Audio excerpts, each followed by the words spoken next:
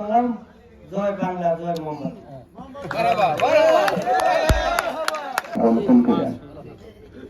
সত্যিকার অর্থে এত রাত পর্যন্ত আপনারা অপেক্ষা করেছেন, আর আপনাদেরকে নিয়ে আমি অনেক ওয়াজ মাহফিল করেছি।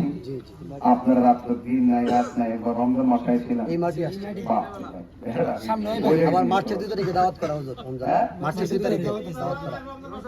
রমজান মাসে দিনের বেলা। আপনারা সবাই কেমন আছেন? আমি আলহামদুলিল্লাহ ভালো আছি।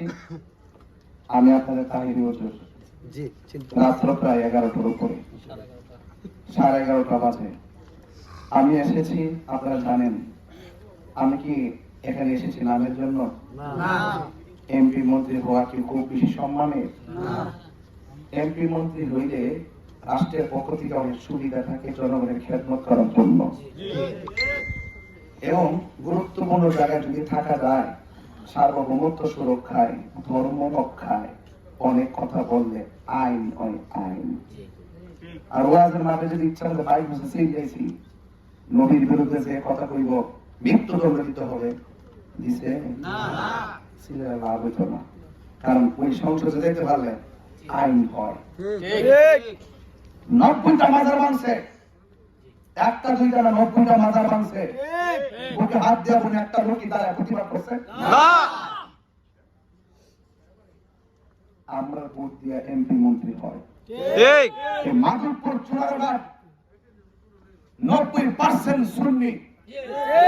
আমাদের ভোট দিয়ে এমপি মন্ত্রী হয়, কিন্তু সুন্নিদের কোন মনের কথা সংসদও বলে না, নির্বাচনী এলাকায় বলে না।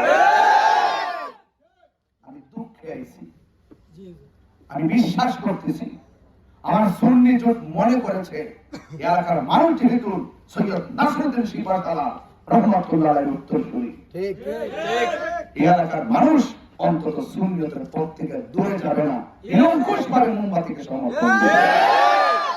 তো করি কার্ড অন্তত নিচে 50 থেকে 60টা মিশিং এর কাজ আছে। তো মিশিং এর কাজ করলে কিন্তু ভিতরে কথা কোন যায় এবং বড় যাইলে তুলে বাতও দেয়। তো এই হিসেবে বিটিনের সাথে কথা কইতে।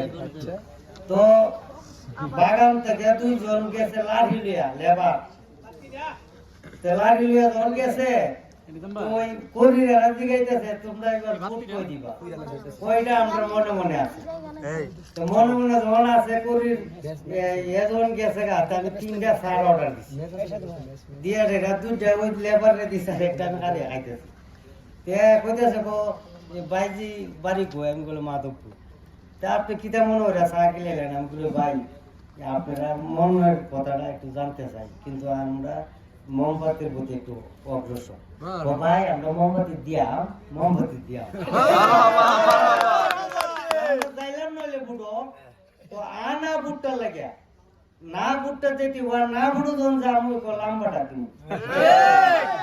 এই হিসেবে সবাই আল্লাহর রহমত, আল্লাহর কাছে দোয়া করবেন। আল্লাহ ইরাউলের দোয়া, শাহজালালের দোয়া, আল্লাহ যেন আমরা ইজ্জত রাখে। এই বলে আমার বক্তব্য শেষ করলাম। জয় বাংলা, জয় মোহাম্মদ।